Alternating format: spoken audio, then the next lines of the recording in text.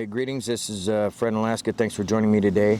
Out here in Knik River Valley, I got Pioneer Peak up behind me here, and we have a special guest today. He's been interviewed on the channel before, and I'll turn it over to him. And go ahead and introduce yourself.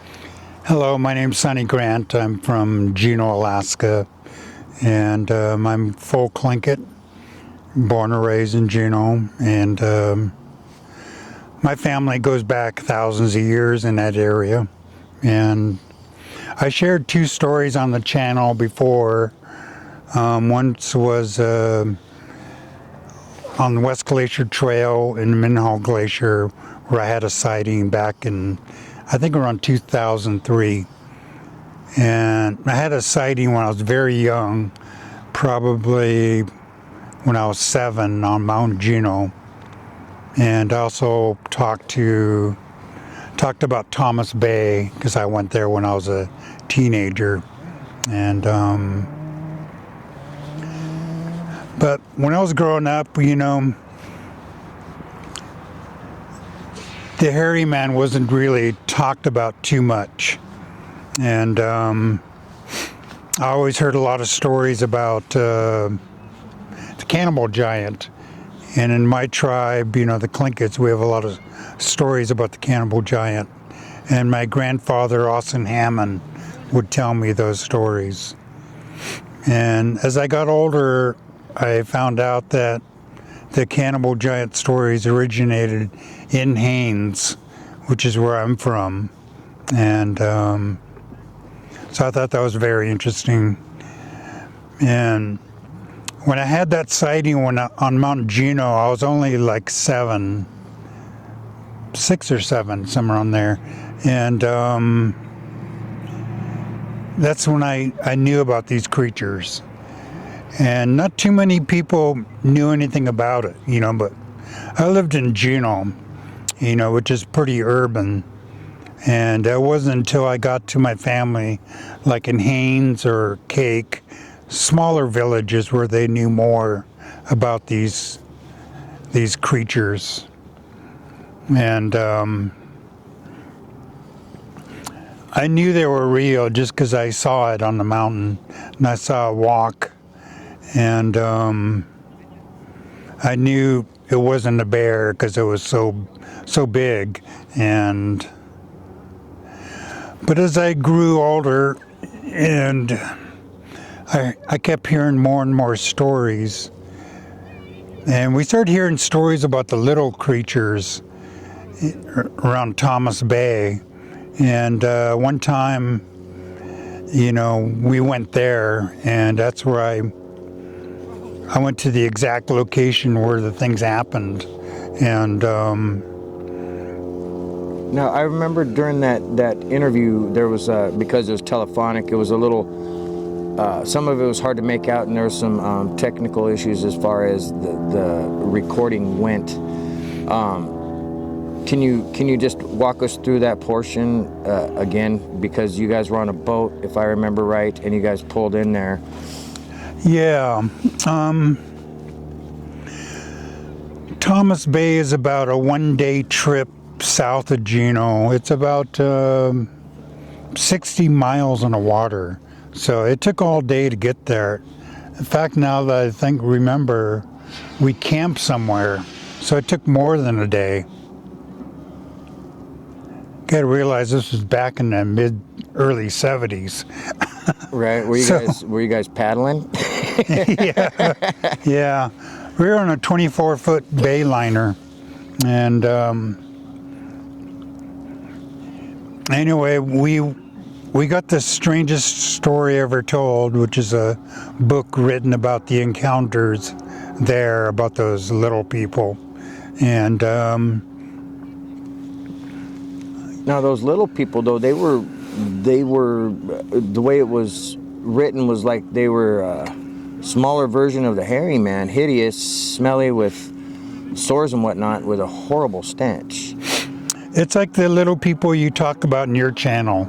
Okay, so they were small. They were small. They were small. real. Okay. They're like 3.5 foot, 4 foot at the tallest. Okay. Okay. And apparently they kind of looked like they were monkeys, but they only walked on their hind feet. I mean, they sometimes walked on all four. Right. And Now, wasn't there a village that was wiped out, an ancient village that was wiped out over that way?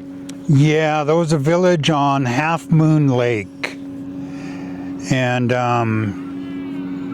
I tried finding that lake on the map, but there's no names. All those lakes back there are unnamed, really, on geological maps. But I saw that lake.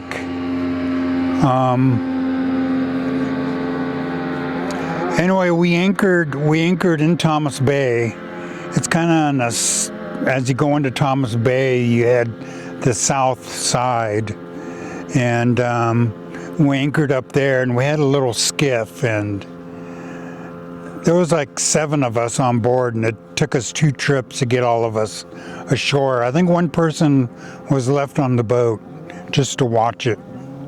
Maybe those 8 people, 2 adults and 6 kids. And anyway, we made it ashore, and we started hiking right up this river, and because that's where the prospectors in the story said they got ashore, and once they got along that little river, they hiked right up it, and we did the same thing. And we started going up a ridge, and the ridge wasn't too steep. It's kind of like this, like the ridge over here. Okay, hold on. He was let me show what he was talking about here. This dang camera. Oh, hold on. It's this ridge right back here is what he was pointing at, which there's a couple of vehicles in the foreground there, and so he was just giving that as an example here. Let's get back in the frame here. Okay, go ahead. Anyway, it wasn't too steep, and different trees. It was all Sitka spruce, western hemlock, red cedar, and very thick forest. And it was a very beautiful sunny day, and we started going up it, and we all noticed that it was so quiet. And whenever you go anywhere in the woods, anywhere in Alaska, you'll always will hear birds and animal sign and everything, and we didn't hear anything. And when we took breaks on our way up that ridge, we noticed there's no mosquitoes, and so we thought that was very strange, because we had insect repellent with us, and not once did we ever have to use it. And That's a blessing. yeah, yeah, but it felt kind of I don't know if strange is a word, but we had a feeling about that area. Was it like uneasy or just unsettled? Probably unsettled, and I just couldn't. I don't know. I wasn't sure why. We all felt that way, and just the night before on the boat, because we got to the Thomas Bay early evening, and it was too late to do anything, so we just anchored, and we sat up and we read that story. I'm not sure who read it, but we read the whole book before we went up on this hike, so we knew about it. And but it took us a couple hours to go all the way up to the top. I mean, the ridge kind of just leveled off, but we were at one place where we could have a nice view of our surroundings. And in the distance, we saw Half Moon Lake. I think that's what it was called in the book, Crescent Lake. But we saw the lake, so that Did you gave estimate some. the distance that it was? Yeah, it had to have been like, I'm estimating 4 miles away or so. And it just kind of made the book real, the story. Right, right. Something about on location. It Yeah, brings everything to life. Yeah, we just knew we were in the right area. And it took us hours to get up there, so we didn't go any farther. We just wanted to see if we can see that lake, and once we saw it, Mission accomplished. yeah, we started on our way back down, and I wish I could have camped there a couple days, because supposedly if you camp and hike around Thomas Bay, you'll come across abandoned campsites that are still there. From like a decade or That goes 100 years back ago? 60 to 80 years worth of old campsites. Was it like prospector type thing? Or? Prospector. So, I mean, there's a lot of people that go missing in Thomas Bay. The compasses spin in Thomas Bay. Really? Yeah, our compass on the boat was spinning. I wonder if that's like one of the ley line things they talk about, or some kind of magnetic anomaly. Yeah, supposedly there was one mountain that had a lot of iron in it, and I just knew about a lot of planes seeing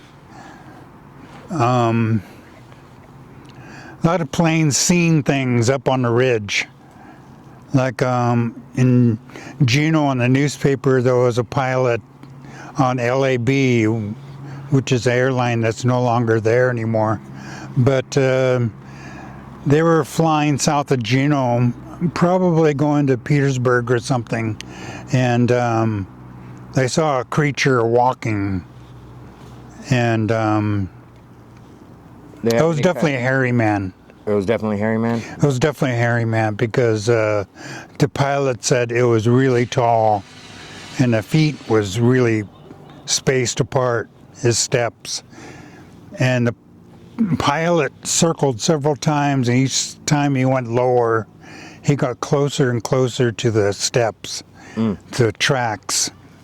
And he got a photograph, it's in the newspaper in the Juneau Empire, of these tracks. And do you remember what year that was? Because I'm sure they got archives. You might be able to look it up or something. It could have been late 60s, early 70s, around there.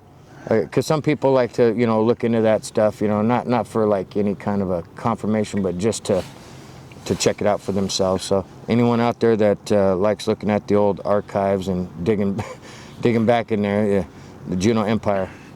Yeah, you might have to go to the city library in Juneau to look at those, because it's still in microfiche.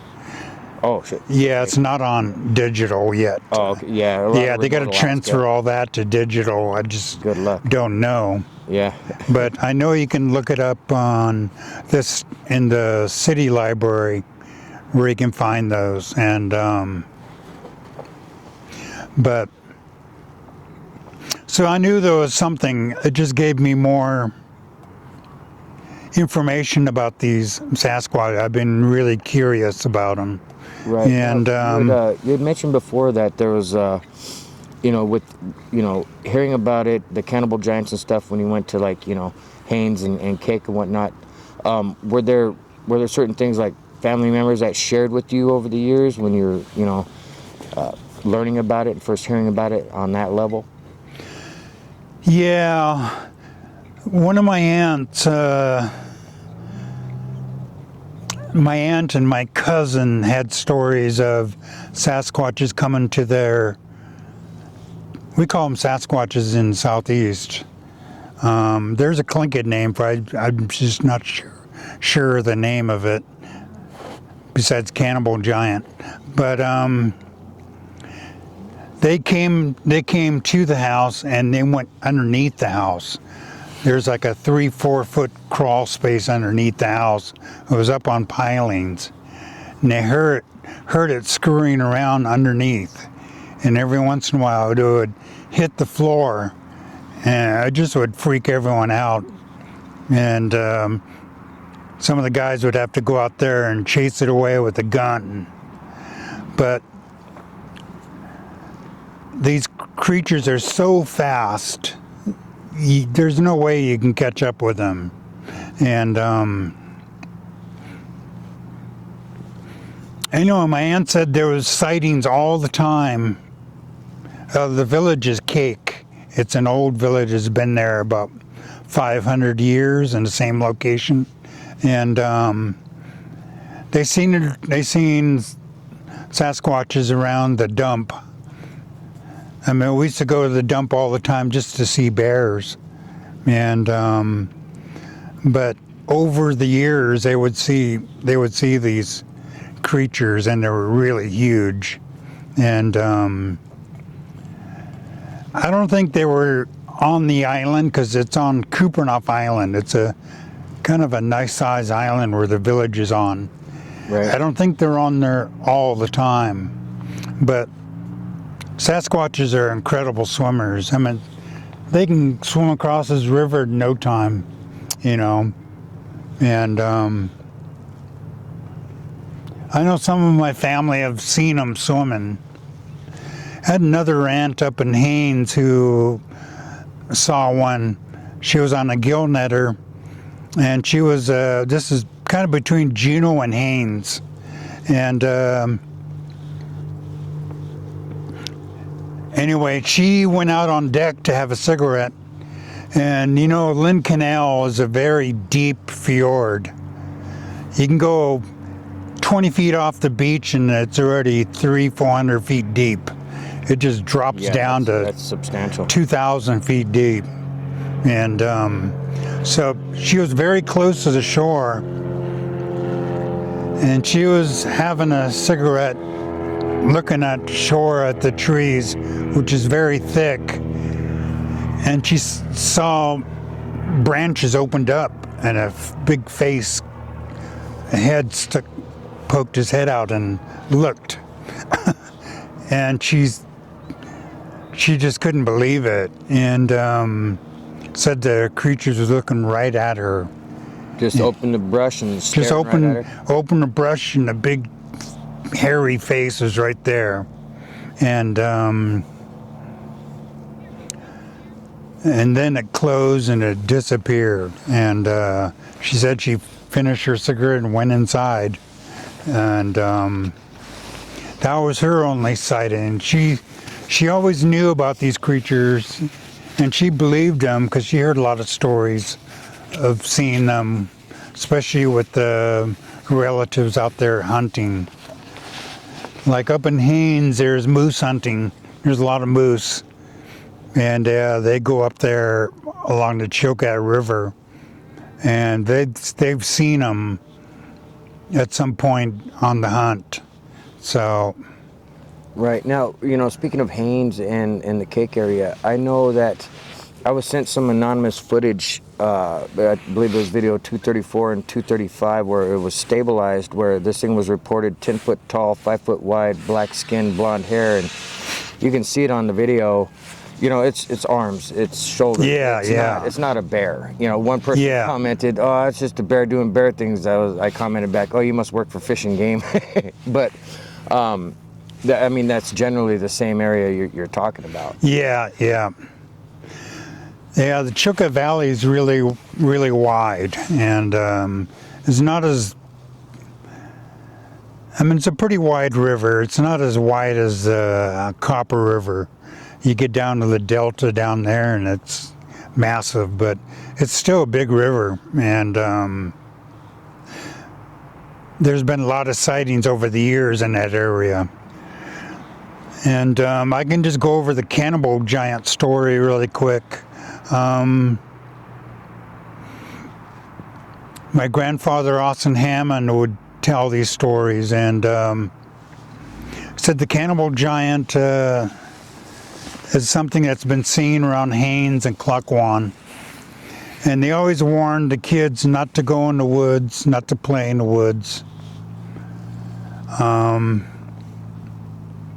to whistle, always be wary, you know. Adult always had to be with the kids when you got in the woods. And growing up in Haines, you know, being with my grandparents and some of my older relatives, you know, when I was young, I didn't know what to think about those stories. And but my grandfather told me the story and said how they would capture kids. And they were so fast, they'd grab one or two and you couldn't catch them. And they tore up in the woods, and that was the last they were ever seen. And apparently they ate them. They killed them and they ate them. And anyway, in my tribe, a long time ago, we were real warriors. I meant we fought the Russians, the Spanish, the French, the British, and the Americans. Yeah, Battle for Sitka is Yeah. situation where they had one of your chiefs, and overnight chief was they were gonna make negotiations or something, and overnight chief was free and captain was missing, something like that. Yeah, it's one of those fuck around find out, you know. Yeah, we always disappeared them whenever they came ashore. But anyway, yeah, there's a lot of old stories about these creatures, and one of them, I want to go back to the hunting thing. Yeah. And I had an uncle who I hunted with all the time on Alberti Island and other islands, and he also hunted down on Prince of Wales Island. And he told me stories about Prince of Wales because, as you know, there's 1,000 sightings down there on the Hairyman. Yeah, I get calls from down there, and yeah. A lot of them don't want anything public, though, that do share their experiences from down there. With respect, you know. Anyway, they would be out, you know, mostly deer hunting. A lot of deer in Prince of Wales. It's a good place for deer hunting. And every once in a while, he would feel something in the air, something kind of strange, like foreboding or something, you know. And they come across these piles of bones. And they were deer bones. It was in a perfect little pile, circular pile, about so high. And when he looked at it, the bones are just like, they were clean, and even the larger ones were split apart. Something ate everything, split the marrow on the bone, ate it. And they figured it was the Sasquatch that did them. He says, whenever you see those piles of bones, be very wary, be very careful, you know, and listen, you know. You might not hear them, but you'll hear how nature responds, how quiet it could be or something. And he said he was very wary when he found 2 piles of bones, because there's no one that does that. No, scavengers, they'd be scattered everywhere. Yeah, and people don't do that. No.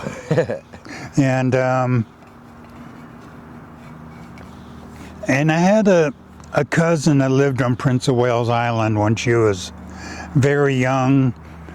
Her and an older relative and a friend, they knew of a cave right off the highway or little road. And supposedly it was used by Sasquatches because there were always sightings along the road right near there. They knew of that cave, and they were just teenagers and they wanted to go explore it. Braver than me. I probably would do the same thing if I was their age, you know. Let's go. Anyway, they went up to the cave and they went in.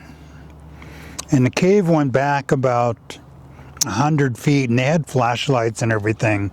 And they had a musky odor. It was a kind of like wet dog or something.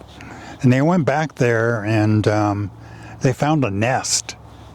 And the nest was about 6 feet in diameter. And there was some furs. It looked like furs on the bottom, but the branches are all around it. And it said it looked like a really big bird nest or eagle nest. But this thing was like branches around, like interwoven type of thing. Yeah. Okay. But this thing was like 6 feet in diameter. So, and it still smelled like something was just there. So they left. Yeah. And she never saw him, but she always heard about it. She heard from family he would see him. And yeah, that would be something to see a nest. I've never seen one. I've never seen one like that, but I've seen, you know, everyone shows these structures online of like teepee looking things. I never seen that. That's usually kids doing stuff. The ones I've seen are woven like in a way that's just, people don't do that. Yeah, I mean, obviously, it's not just slapped together, you know? Yeah, some of my family worked for Tlingit Inc. And Tlingit Inc. is a native corporation. And they ran a lumber company on Prince of Wales Island. And this had to have been in the late 80s, early 90s. I say 80s is when it was really in full operation. And they were cutting trees in pristine wilderness, and people always seen, you know, heard stories about Sasquatches and everything, and they started coming across a nest that would get uncovered. I mean, some of the nests look like they haven't been used in a while, but they all thought it was very odd to find something like that in the middle of the woods. And so they knew, and they kept finding a couple trees upside down, stuck in the dirt. And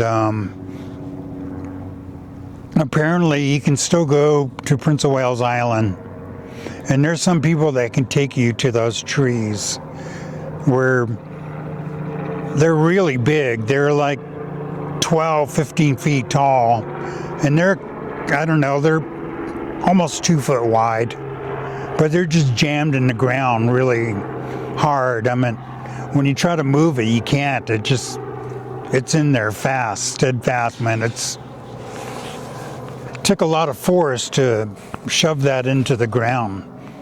And apparently those were markers. I mean, that's just a theory, a boundary or something. And people said, you know, that's the edge of their territory. Anyway, that my family that lived on Prince of Wales Island, that's my family on my dad's side.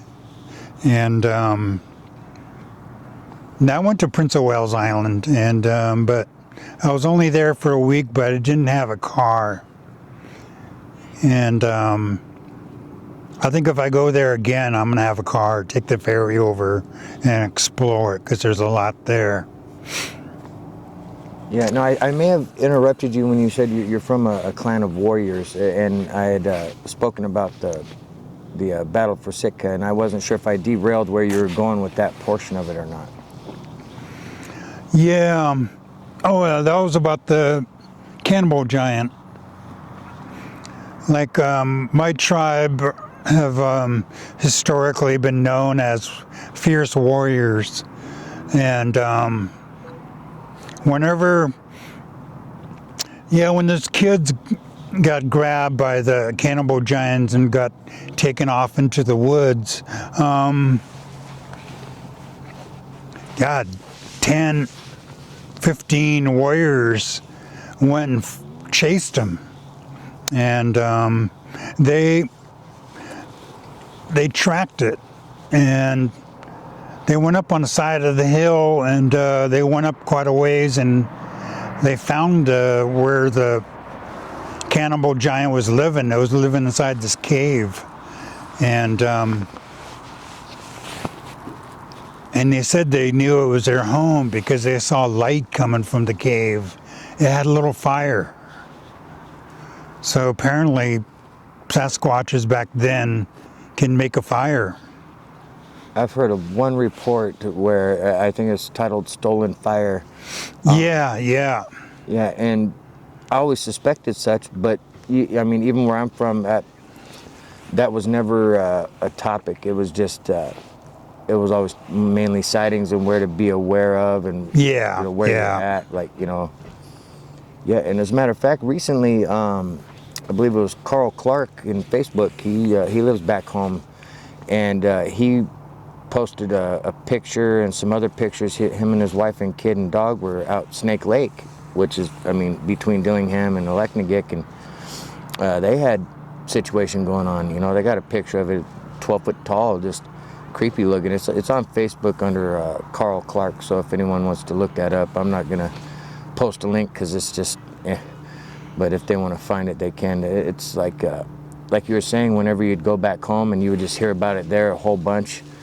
It's the same thing for me. I'll get calls from the village, and it's amazing. In one 45-minute call, the amount of information shared between a couple of natives versus the outside world, it would boggle their mind, the types of things they would hear that are just like, a little kid talking about a moose across the road on a Tuesday, like nonchalant, just, it is what it is kind of thing. It would just boggle their minds. Yeah.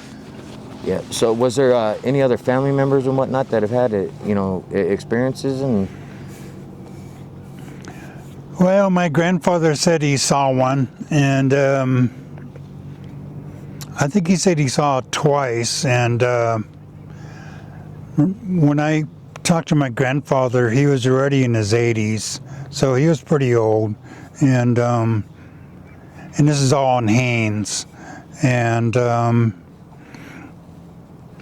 he didn't give much detail, because I was asking him about it, and I told him about my sighting up on Mount Juneau, and he told him he knows about them. But as I've gotten older, I've come to realize that these cannibal giants are hairy men, or Sasquatches.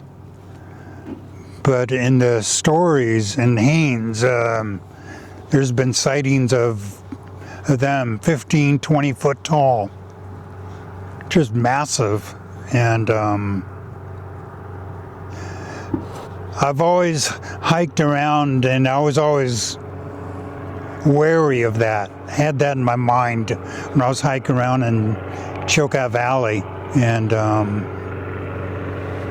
I think that one I saw up on West Glacier Trail, it was an airplane. Oh yeah, flying real low. No FAA laws being broken around here. We saw nothing. Anyway. Yeah. He was landing. He was landing. Yeah, That's what it was. That's what I saw. Anyway, I'm trying to remember where I was. Hiking around 15, 20 foot. Oh, 15, 20 footers. Yeah, those are massive. Like the one I saw on West Glacier Trail, I estimate it to be about 10, 12 foot for sure. Because me and my brother went up on that trail 2018. And I found the exact spot where I was standing. And I saw the tree where the Sasquatch was behind, and I estimated how high it was. And then from there, I kind of looked at where it was on the tree and then went down to the ground because it was on a hill, so most of the Sasquatch is below. And that's how I kind of estimated the height. You know, it had to have been 12 foot. And it was huge. And same thing in the Chilkat Valley. The ones that have been sighted there were just massive. And when you're back there, it's like here, going way back here where there's nothing there. Yeah. Oh yeah. Just wild, just open country. You know, it's just nature and bears and whatever else is back there. It's like that in the Chilkat Valley. Right. Well, where we sit now, there's plenty of encounters and sightings around here. Yeah, I was thinking about that.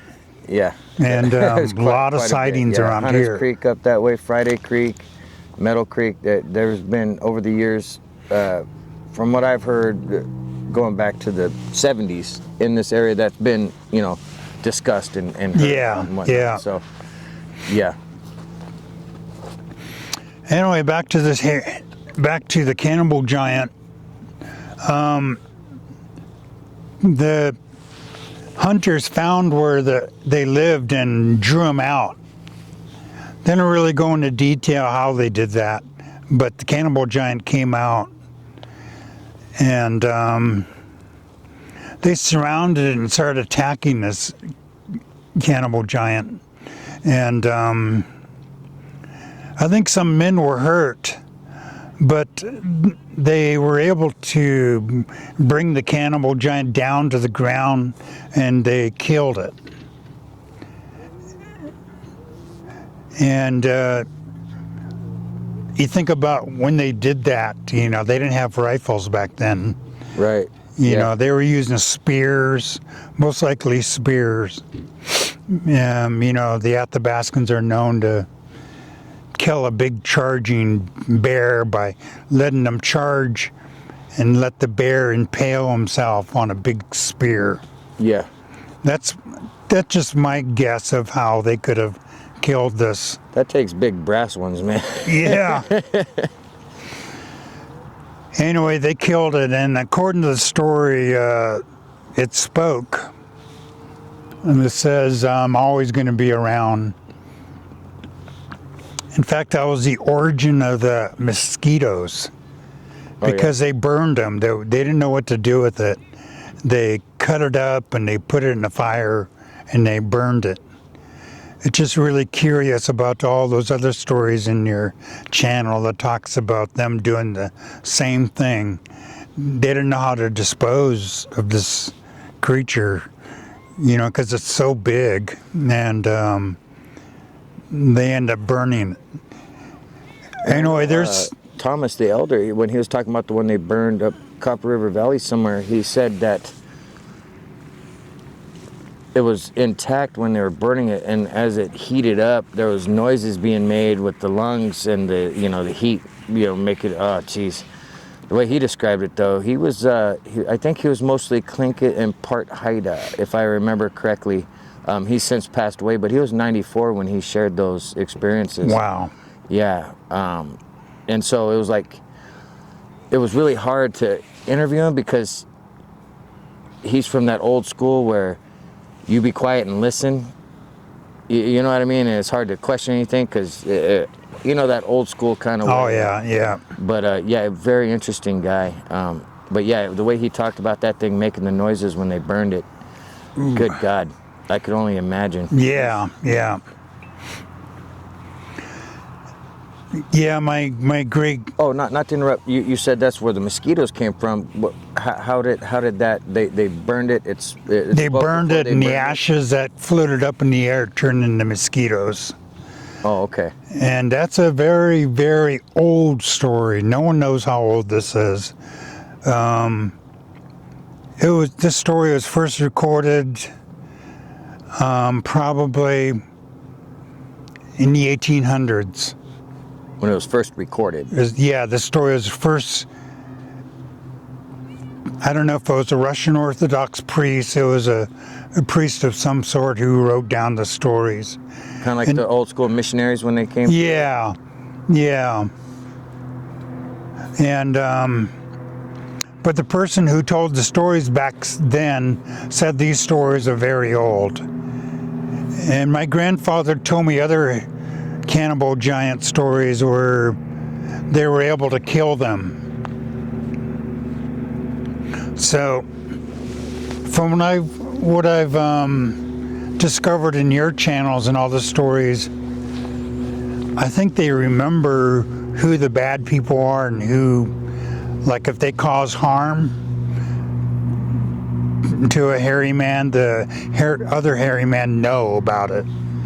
Yeah, it's kind of curious. It's like they don't have meetings. It'd be like, oh, that son bitch Fred shot Earl up on the Nuyakuk, look out for him.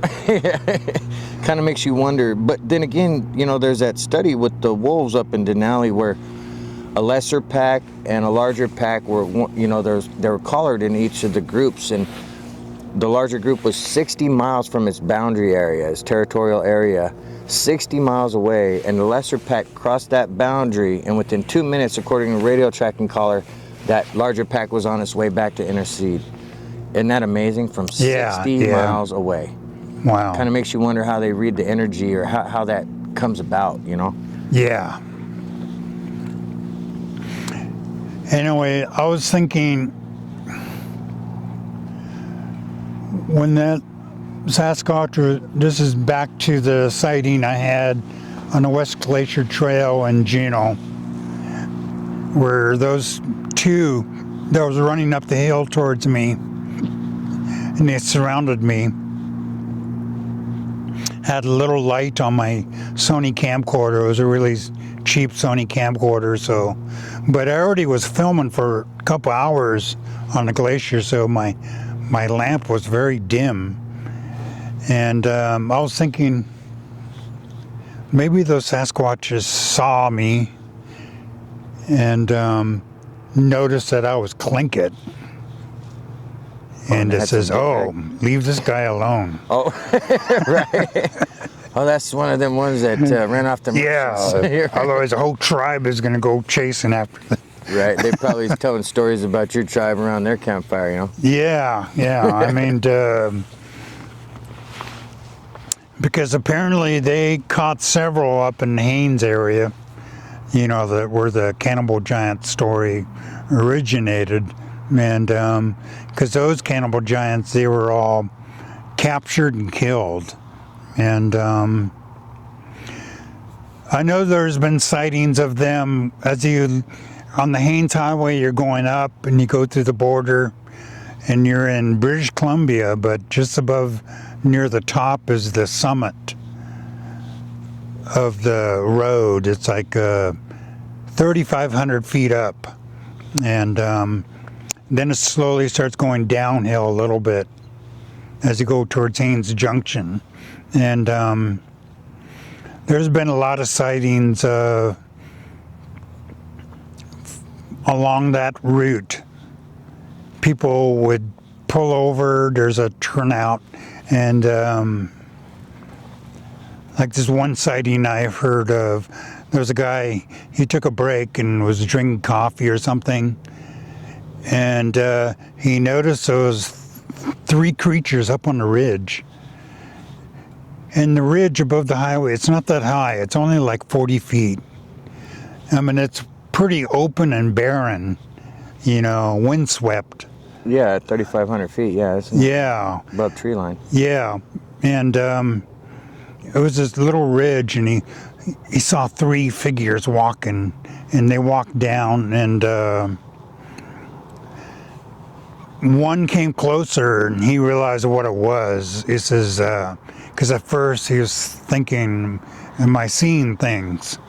But when it got close, he realized it was a hairy man. It was a Sasquatch, and something that he's always heard of, but he never seen one. And it just stayed there for like 15 minutes. He doesn't know what it was doing. I wouldn't have been there 15 minutes. Yeah. Anyway, he didn't want to leave. He was in his truck, and he felt safe. He had a firearm, a rifle or something in the truck with him, but he didn't. He just wanted to watch it, and Alaskans, we can carry firearms when we transit through Canada, as long as you get all the paperwork. Like if you're going to go hunt in the interior and you leave from Haines and you go through Canada, you have to have your bolt somewhere else, and your rifle somewhere else, and your ammo somewhere else. Right, not all together. And Not all together. Yeah. Yeah, and but these are recent sightings, probably in the last 10 years that I've heard of people seeing things up there. And I have another family that lives, is half Tlingit and half, I think, northern Shoshone. I'm not sure. It's one of those groups up in the Yukon. There's what, the Shoshone and Gwich'in, right? Or there's another one. They're different from Gwich'in, but they're very similar. I made that mistake. I said, "Oh, you're part Gwich'in." Oh no. Oh, right. Calling the Korean northern, type yeah. thing, right? Yeah. And but anyway, I had a friend who saw one. Sheep Mountain up near Kluane Lake. There was a real distant relative, I think we had one relative in common. So I knew he was a very distant relative. And he told me a story that he was operating a grader. Up in the Yukon,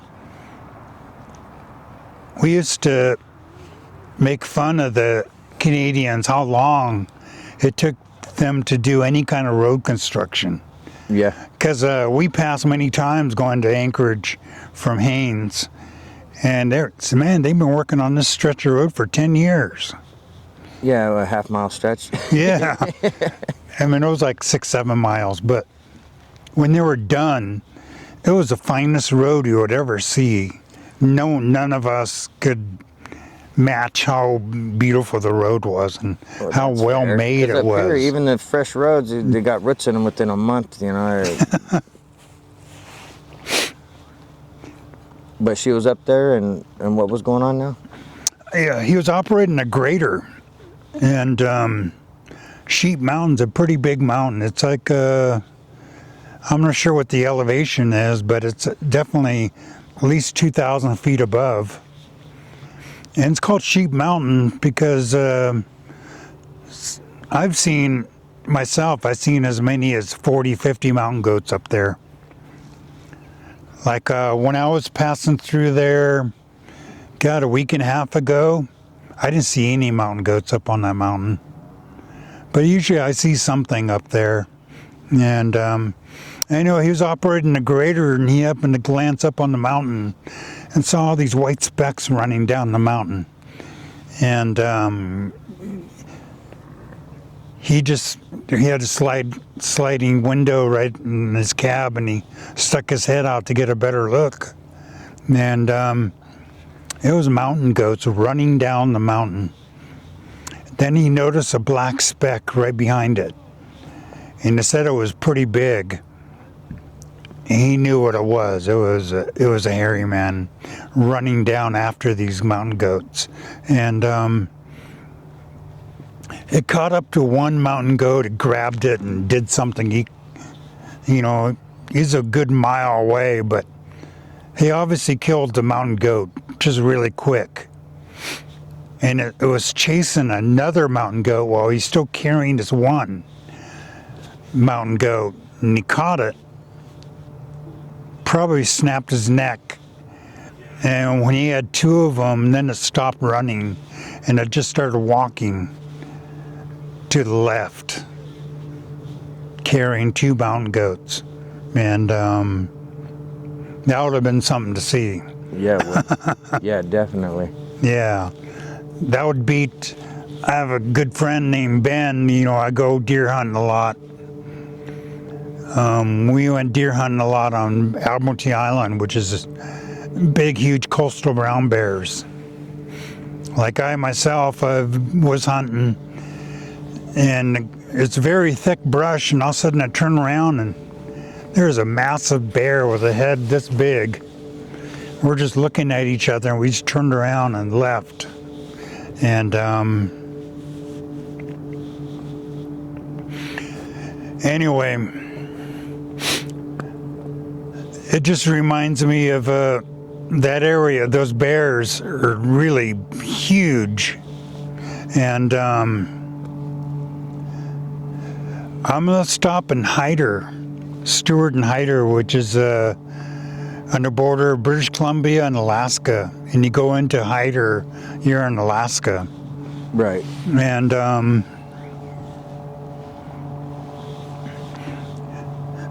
anyway, there's a well-known story that happened there. Apparently, I haven't been there, but apparently there's a walkway that goes along this little creek that's full of salmon. And when you walk there in the late summer, you'll see bears down there eating salmon. And but this one time, there was a big brown bear eating salmon, and a Sasquatch came out, grabbed one of the brown bears, snapped his neck, Sheesh. and then carried the bear into the woods.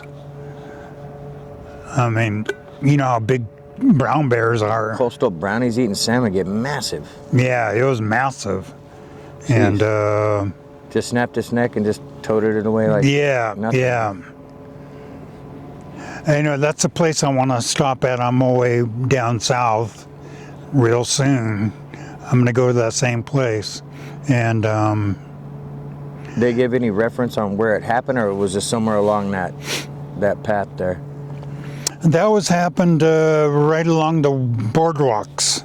Right. The little elevated walkways to Elevated keep people walkway. out of the- Have you been there? I haven't, but they got similar stuff, around. Yeah. Around over here. Yeah, it shouldn't be too hard to find. And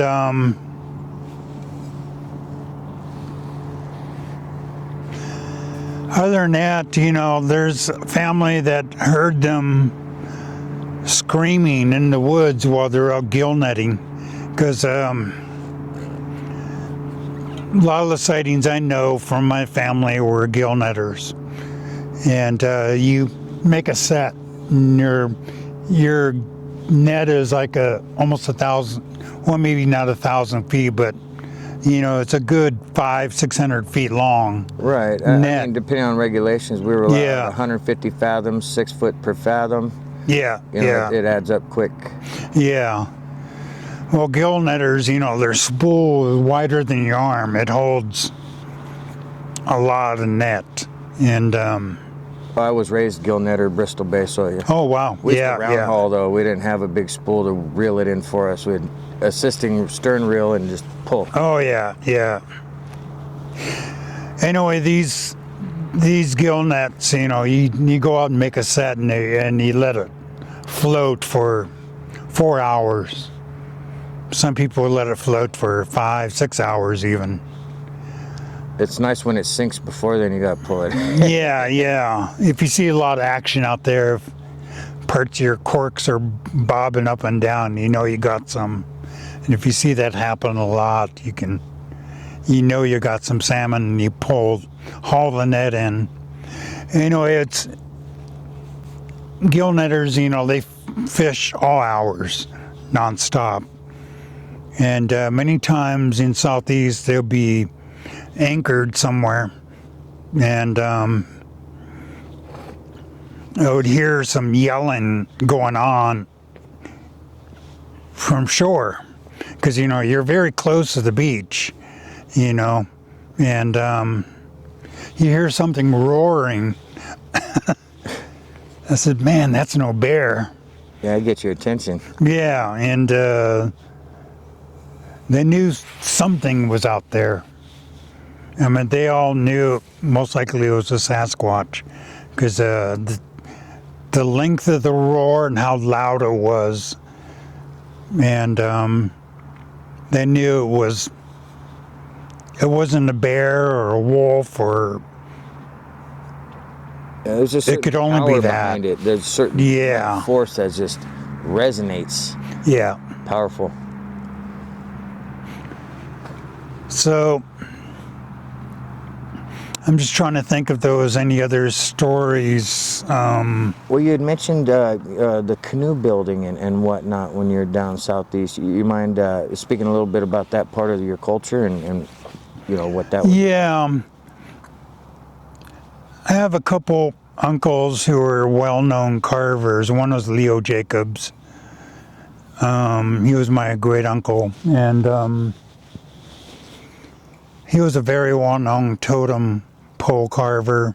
He did a lot of really big projects. He did a couple of the totems around the Seattle Center and you sometimes will see those totems like during a Seahawks game. If it's a well-known game like Monday Night Football or something, they might show a scene of the totem pole, and then right behind it you'll see the Space Needle all lit up. So I always see it on TV all the time. And I knew my uncle Leo did that. And I have another uncle. He's related to my grandfather, Austin Hammond. He's the same clan, Sockeye clan, and his name is Nathan Jackson. And he's probably the top well-known wood carver that's alive today. There's a lot of carvers in Southeast who are well known now, but a lot of them have apprenticed under Nathan. I think Nathan is in his he has to be in his 90s. He's still carving. Still carving. Yeah. I mean, I'm an artist too, and I'll carve until I croak. And that's where they'll find you, at your work table? yeah. Like I had this one artist who I apprenticed under. He had to have been in his, early 80s, and this was quite a few years ago. And he was still doing the most beautiful work he ever seen. Every time I'd show me his new work, I would see it. And I have a friend named Doug Chilton. He started carving canoes. We started a canoe society in Juneau, because we'd have canoe races, and these are hand-carved canoes. They're, a lot of the canoes are like 20, 25-foot long and carved out of red cedar. And in our tribe,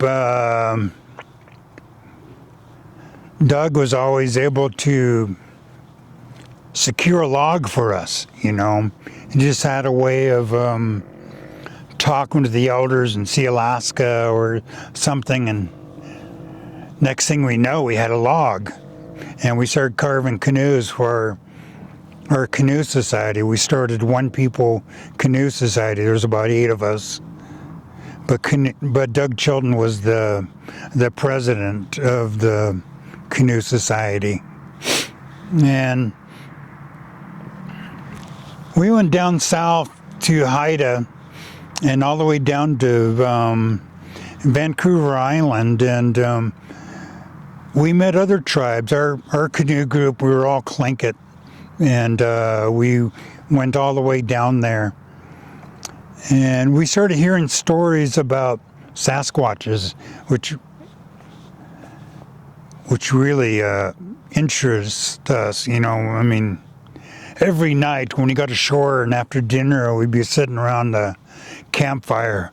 Some groups around the camp, there's many campfires, because there's like 4 or 5 canoe groups, and so there might be 8 canoes.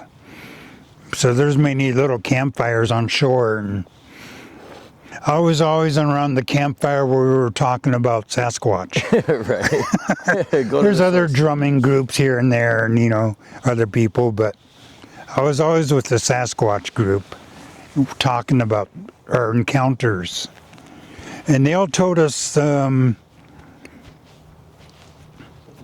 don't allow children or women to go into the woods by themselves. And I remember thinking that's very interesting. Like, it's similar with how it is in Southeast Alaska.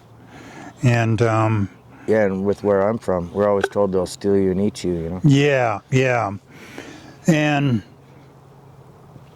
so every night we heard different stories. And as we went down south from Port Hardy on the east coast of Vancouver Island all the way to Victoria, we kept hearing more and more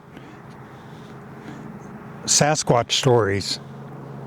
Because our group was getting big. When we first left Port Hardy, there was only 4 canoes. But by the time we got to like midway down, there was about 20 of us. 20 wow. canoes. Same style of canoes? Yeah, all hand carved. And some canoes were really large. And our group became really good friends with Frank Nelson, who is considered the father of tribal journeys. He's passed on, but his canoe is a Junikaziz. I know I'm probably not pronouncing it fully correctly, but it's a female Sasquatch. It's named after. And he told me a lot of stories on his end, which is very similar to what I had.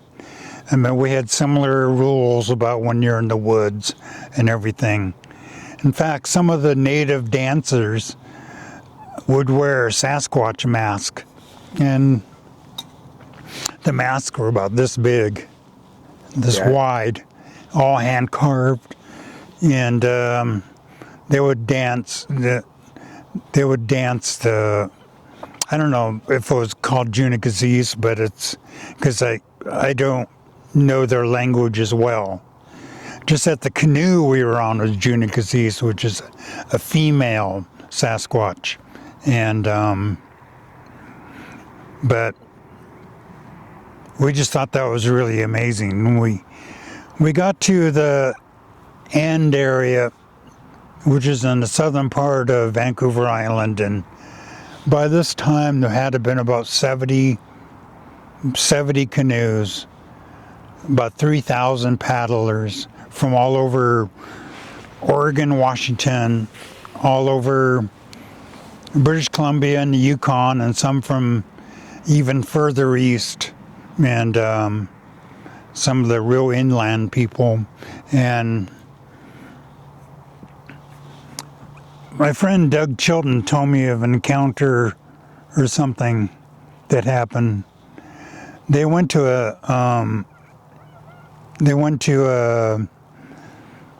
a smokehouse, and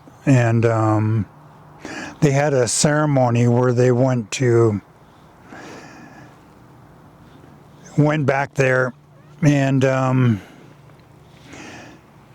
they said they were getting ready to do a sweat lodge, and a sweat lodge is very sacred.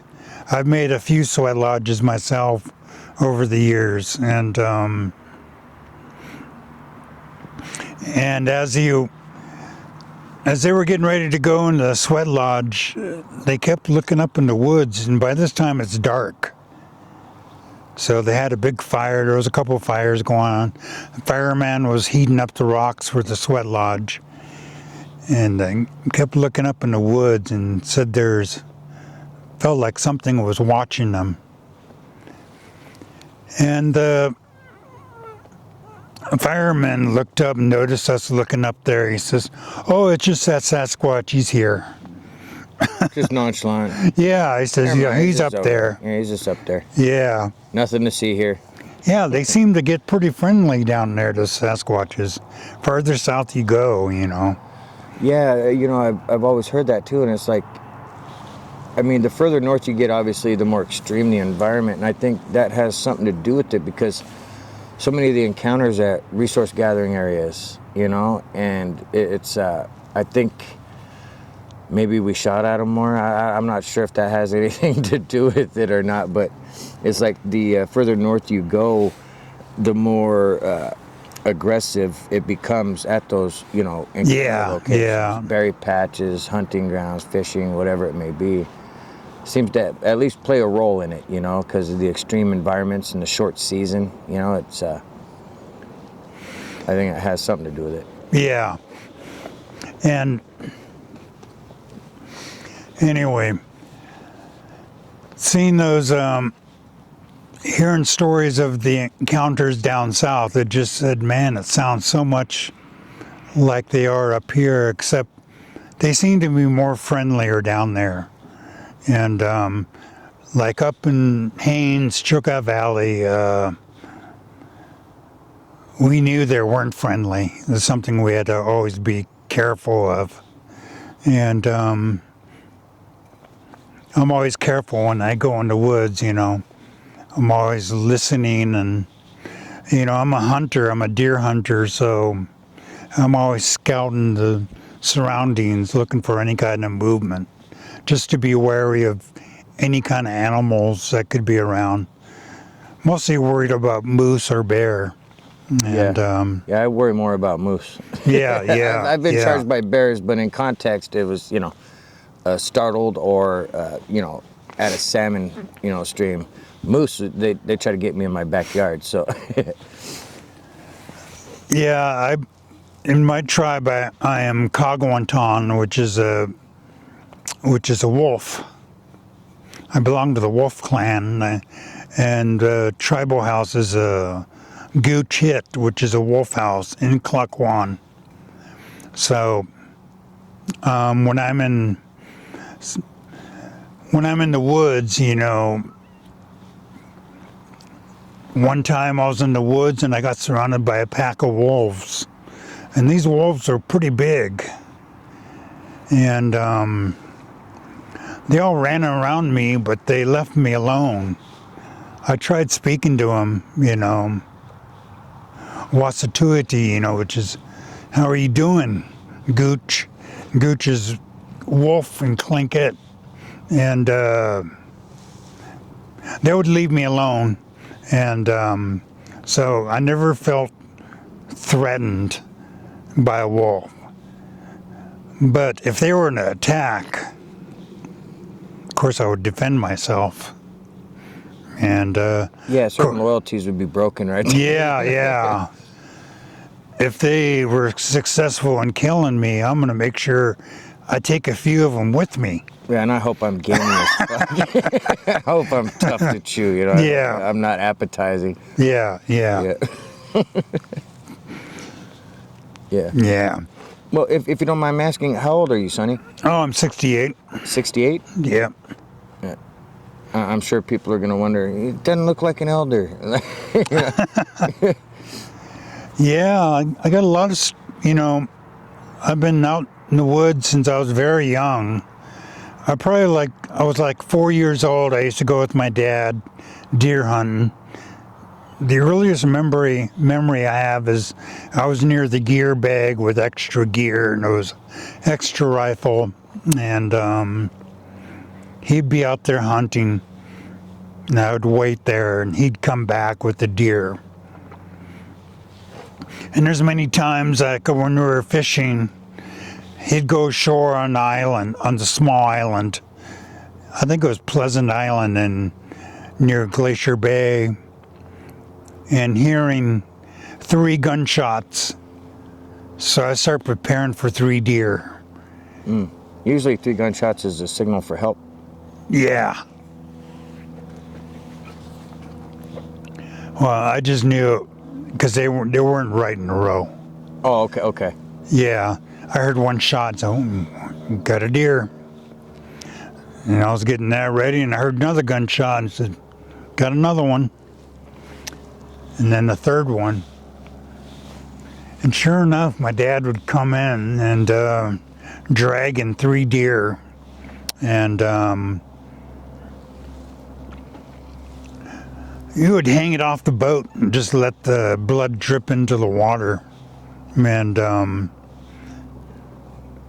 that's, my dad was always very good at hunting, and he taught me hunting around Juneau. Juneau is a pretty, there's 30,000 people live in Juneau, and you go off into the woods, and the hunting pressure is really great, especially during deer season, like right now. And people go out in the woods, and they don't get anything, and it says, well, you didn't go high enough. My dad says, if you want to get a deer right now, you have to go all the way to the top of that mountain and then drop down on them. Pressure. Yeah, Pushes them back. that's the only way to get them, because they're up high just because there's so many hunters out there. And that's how I learned, was going up really high and then dropping down. So Yeah, and it sounds like you were raised one shot, one kill as well. yeah, You don't want to waste your time. I was always taught you want it to drop where it's at immediately. For one, out of respect for you don't want it to just suffer. And two, if it runs off, it adrenalizes and gets real gamey and tough. Yeah. Cook it for 12 and chew it for 8. Yeah. That's no fun. Yeah. That doesn't taste good at all. Well, hey, it's getting a little chillier out here the longer we sit, and we'll go ahead and bring this to a close. But I want to thank you, Sonny, for joining us today and being willing to come forward, be who you are, share who you are on camera, some of your culture and some of the experiences and whatnot. I know after the initial video, there was a lot in the comments about people wanting to hear more and everything. And so I sincerely appreciate you going through the effort and, being able to meet up. And I know we were supposed to meet up in July initially, but you had a car breakdown and some other mishaps along the way. But yeah. but yeah, I want to thank you for joining us, and we will catch you guys on the next one.